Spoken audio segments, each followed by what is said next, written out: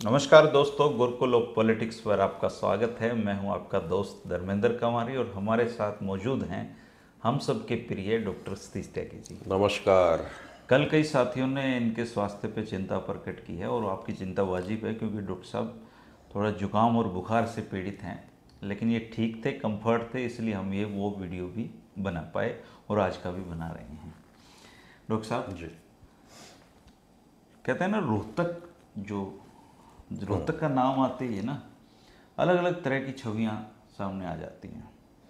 और अगर आप भूपेंद्र सिंह हुड्डा के 10 साल के शासनकाल को देखो तो रोहतक ही रोहतक छाया रहा था उसमें।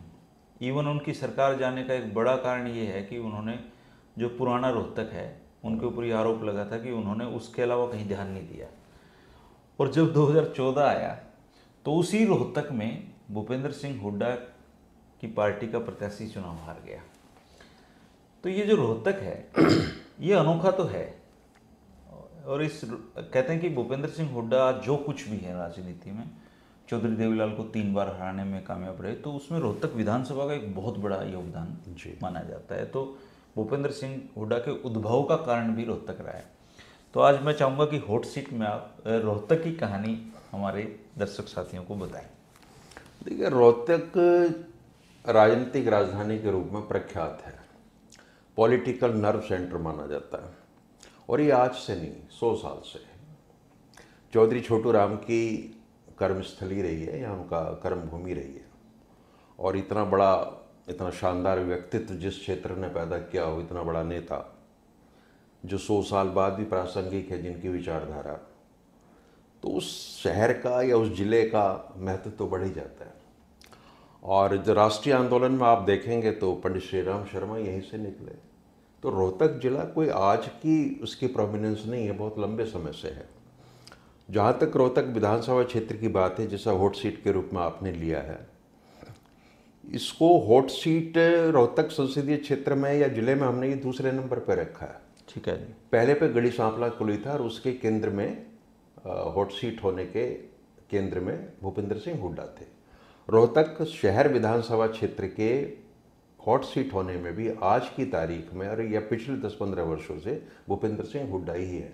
जी बिल्कुल ठीक आपने कहा कि उनकी जीत की जो रही है, 3 बार जो उन्होंने चौधरी देवीलाल को हराया, उसमें सबसे बड़ी भूमिका रोहतक शहर की रही है। चूँकि वो ग्रामीण क्षेत्रों से देवीलाल जीत के आते थे। और रोहतक में आके हाँ, हार रोहतक जाते थे। शहर वो सारी चीज़ें पूरी कर देता था। तो रोहतक शहर उस वजह से भी हॉट रहा देवीलाल जी को हराने के बारे में। लेकिन अगर हम शुरुआत करें तब जबकि हरियाणा पंजाब का हिस्सा था, पहली बार तो 1952 में वोट दिए हरियाणा के लोगों ने। तो इस क्षेत्र में कांग्रेस के प्रत्याशी थे देवराज सेठी। अच्छा जी। अब सवाल उठता है कि देवराज सेठी तो पाकिस्तान से विस्थापित हुए थे या उस तत्कालीन हिंदुस्तान के उस हिस्से से, पंजाब से आए थे, तो उनको क्यों महत्व दिया गया एकदम से? तो उसके पीछे कहानी ये है कि 1946 में जब चुनाव हुए थे तो उस पंजाब में भी साथ साथ चुनाव हुए थे। तो वहाँ जो विधायक चुने गए थे, जब देश का विभाजन हो गया और वो यहाँ आ गए तो वो उनको विधायक तो माना गया, लेकिन विधानसभा क्षेत्र कोई नहीं था नहीं उनके उनका पास। कोई। तो वो थे एमएलएज विदाउट कॉन्स्टिट्यूंसी। अच्छा जी। लेकिन उनको ये आश्वासन दिया गया था और ये देना भी था प्रतिनिधित्व देने के लिए कि जब भी पहली बार आज़ाद भारत में चुनाव होंगे तो आपको चुनाव क्षेत्र अलॉट कर दिए जाएंगे। तो उसी प्रक्रिया में देवराज सेठी को, जो 1937 और 1946 में उस पंजाब में जो आज पाकिस्तान का हिस्सा विधायक रह चुके थे, तो अब जब वो यहाँ सेट हुए तो उनको रोहतक से चुनाव लड़ाया गया। और एक कोई रामफूल जी थे, उनके बारे में ज़्यादा जानकारी है नहीं, वो भारतीय जनसंघ के उम्मीदवार थे। उनको देवराज सेठी ने हराया था। अब हम यहाँ ये चर्चा कर सकते हैं कि आज की तारीख में लोग ये मान के चलते हैं कि भाजपा का गढ़ है, लेकिन 1952 में तो गढ़ नहीं था। 1952 में तो कांग्रेस का प्रत्याशी जीता। तो इसके गढ़ बनने की भी एक अलग से कहानी है। अच्छा। 1952 में देवराज सेठी यहाँ से चुनाव जीत गए, लेकिन 1957 का जब चुनाव हुआ तो यहाँ डॉक्टर मंगल सेन, बहुत बड़ा नाम था भारतीय जनसंघ में, और धीरे धीरे वो नाम बड़ा हुआ है और ऐसी स्थिति आई कि वो देवीलाल जी के कैबिनेट में इंडस्ट्री मिनिस्टर बने, डिप्टी सीएम बने, और टोटल 9 बार उन्होंने यहाँ से चुनाव लड़ा रोहतक से, और 7 बार चुनाव जीते हैं। तो 7 चुनाव जीतना अपने आप एक बहुत बड़ी उपलब्धि है। रोहतक की जीत और मंगल सेन का जो कार्य करने की शैली थी, उसके चलते मंगल सेन हरियाणा में भारतीय जनता पार्टी या तत्कालीन जनसंघ के सबसे बड़े नेता थे जी। तो कांग्रेस का गढ़ प्लस ये डॉक्टर मंगल सेन के नेतृत्व में आरएसएस का गढ़, आरएसएस या आप जनसंघ मान लें या भारतीय जनता पार्टी, उसका गढ़ हो गया। तो 2 बड़ी चीजें यहाँ पैदा हो गई। 57 में वो जीते यहाँ से, तो उनके सामने कांग्रेस ने जो प्रत्याशी खड़ी की वो थी शन्नो देवी। वो भी माइग्रेटेड थी, और उनका इतिहास ये है कि पंजाब विधानसभा की अध्यक्ष रह चुके थे। बड़ी नेतृत्व, ये बहुत बड़ी बात है। और वो हरियाणा की भी, और उसी समय शायद मुझे जहाँ तक याद है मंगल सेन जी की नागरिकता को भी चुनौती दी गई। हाँ, वो जब शन्नो देवी चुनाव हार गई तब उनकी नागरिकता को चुनौती दी थी, ये कह के कि ये वर्मा के रहने वाले हैं। लेकिन कोर्ट ने उसको खारिज कर दिया था। तो डॉक्टर मंगल सेन जब 1957 में चुनाव लड़े हैं, तो इंटरेस्टिंग बात यह है कि शन्नो देवी तीसरे नंबर पर रही। अच्छा, अब सवाल उठता है कि दूसरे नंबर पर कौन रहे। दूसरे नंबर पर चुनाव लड़ने वाले जो रहे परिणाम वो थे चौधरी रामस्वरूप। अच्छा, खिड़वाली वाले। अच्छा, तो उस समय देखिए रोहतक की सीट पे जाट कैंडिडेट भी दूसरे नंबर पे रहा। हाँ, दूसरे नंबर पर है, और उसने कांग्रेस को तीसरे नंबर पर पहुंचा दिया। अब रामस्वरूप खिडवाली जो हैं, देखो कई बार हम कहते हैं कि भूपेंद्र सिंह हुड्डा का परिवार सबसे पुराना परिवार है राजनीति में। उसने 1923 में चुनाव लड़ा, लेकिन इतना ही पुराना परिवार कृष्णमूर्ति हुड्डा का भी है। उनके जो ताऊ जी थे, टेकराम नाम था उनका, उन्होंने जब चौधरी मातूराम यानी भूपेंद्र सिंह हुड्डा के दादा ने चुनाव लड़ा और वो याचिका से खारिज हो गया, तो जो उपचुनाव हुआ वो उनके ताऊ जी ने लड़ा था। अच्छा, तो पहले चुनाव तो उन्होंने लड़ा, उपचुनाव कृष्णमूर्ति हुड्डा के ये परिवार भी पुराना है। हाँ, तो इतना ही पुराना लगभग वो परिवार है। और चौधरी रामस्वरूप जो है वो चौधरी छोटू राम के बिल्कुल राइट हैंड माने जाते थे उनकी राजनीति में। तो वो नंबर 2 पे रहे थे यहाँ से। अच्छा, और इसलिए शन्नो देवी को तीसरे नंबर पे पहुंचा दिया गया था। 1962 के चुनाव में डॉक्टर मंगल सेन और देवराज सेठी के बीच में चुनाव हुआ और मंगल सेन चुनाव जीत गए। 1967 का चुनाव इंटरेस्टिंग इस मायने में रहा कि पहली बार कांग्रेस ने डॉक्टर मंगल सेन के सामने एक लाला टेकचंद थे, ये मतलब विस्थापित जो लोकल वाला फैक्टर है, लाला टेकचंद को चुनाव लड़ाया। और लाला टेकचंद सांगी के रहने वाले थे मूल रूप से। अच्छा जी, कल मैंने थोड़ी जानकारी ली थी कहीं से उनके परिवार के बारे में, तो किसी ने मुझे ये भी बताया कि वो चुनाव में खुद ही रिक्शा पे चढ़ के प्रचार करते थे, और उन्हें जवाहरलाल नेहरू ने एक घोड़ी दी थी। अच्छा, हाँ, वो आपके लिए विषय रहेगा, मैं ढूंढ रहा हूँ, आप उससे उस घोड़ी की कहानी करना। तो लाला टेकचंद के परिवार को अभी भी कुछ लोग यहाँ जानने वाले हैं। अच्छा, उन्होंने बताया कि उनका परिवार है। नेहरू ने घोड़ी दी प्रचार के लिए। हाँ, तो वो लाला टेकचंद का चुनाव हुआ, लेकिन मंगल सेन उसमें चुनाव जीत गए। 1968 में हरियाणा में बाई इलेक्शन हुआ फिर से, तो डॉक्टर मंगल सेन फिर चुनाव जीते और इस बार भी उन्होंने देवराज सेठी को पराजित किया। 1972 का जो चुनाव होता है वो बहुत इंटरेस्टिंग इस अर्थ में है कि तब डॉक्टर मंगल सेन को पहली बार हार का मुंह देखना पड़ा, और वो सेठ श्री कृष्णदास ने उनको हराया। वो शायद ना भी हरा पाते अगर ये चुनाव भारत बांग्लादेश, वो जो पाकिस्तान का युद्ध हुआ था उसकी शैडो में हुआ था, और एक लहर थी प्रचंड कांग्रेस इंदिरा गांधी की। हाँ, तो इसलिए सेठ श्री कृष्णदास उसमें जीत गए थे। ये सेठ जी का पहला इलेक्शन था हारने वाला। अच्छा, सेठ श्री कृष्णदास का पहला चुनाव। हाँ, पहला चुनाव था और वो जीत गए थे 72 में। 1977 में मंगल सेन फिर से जीत गए। देखो, जनता पार्टी के कैंडिडेट थे इस बार, तो उन्होंने सेठ श्री कृष्णदास को हराया। 1982 में एक और इंटरेस्टिंग बात ये हुई कि डॉक्टर मंगल सेन चुनाव जीते, लेकिन उनका मुकाबला सतराम दास बत्रा से था। अच्छा, जो अभी जो एमएलए हैं, हाँ, बीवी बत्रा जी, इनके पिताजी के फादर। अच्छा, इनके फादर पहले कलानौर में विधायक रह चुके थे एक टर्म, लेकिन तब वो भारतीय जनसंघ के एमएलए बने थे। अच्छा, इनके रूट्स वहीं से निकले। जी।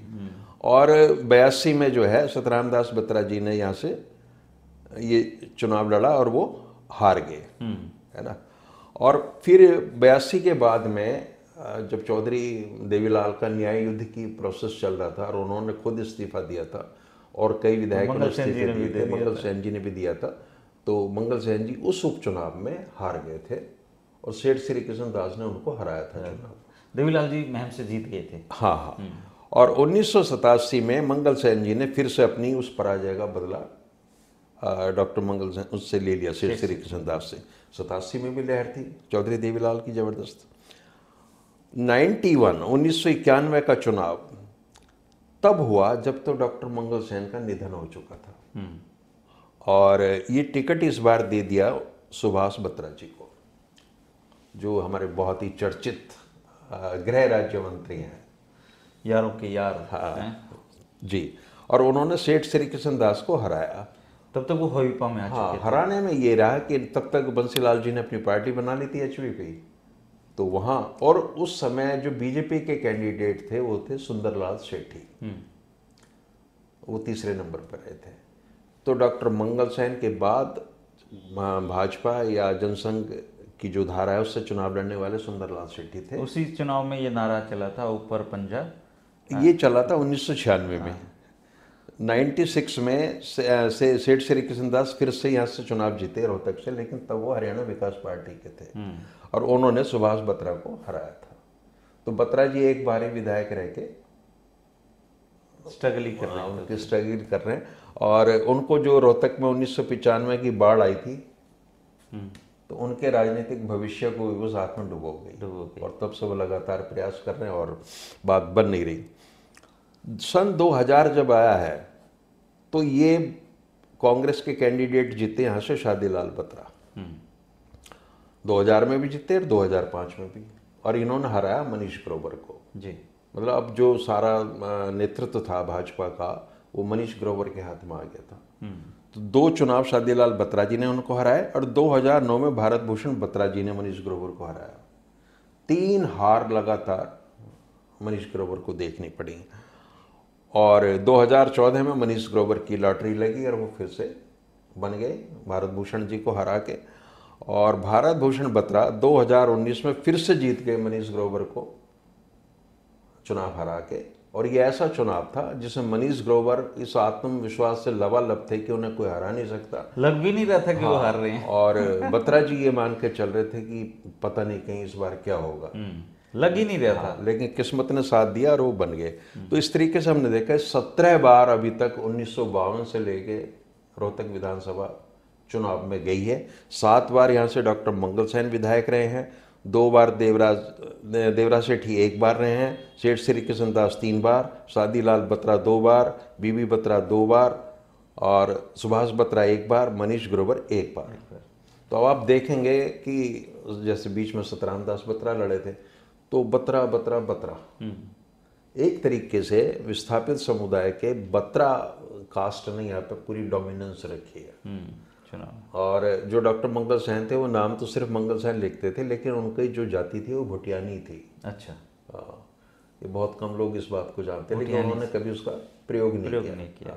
तो वो पंजाबियों के बड़े नेता थे, इसमें कोई हाँ, नहीं। तो रोहतक विधानसभा को केंद्र में रखने की एक बड़ी जो भूमिका है वो डॉक्टर मंगल सेन की भी रही है। दूसरे मंगल सेन मैंने जैसे बताया उद्योग मंत्री रहे, डिप्टी CM रहे, सेठ श्री कृष्ण दास भी मंत्री रहे, फिर सुभाष बत्रा जीते तो वो भी मंत्री रहे। रोहतक मंत्री खूब दे रहा है। और अब उसके बाद में लंबे समय तक कोई मंत्री नहीं रहा और मनीष ग्रोवर मंत्री रहे।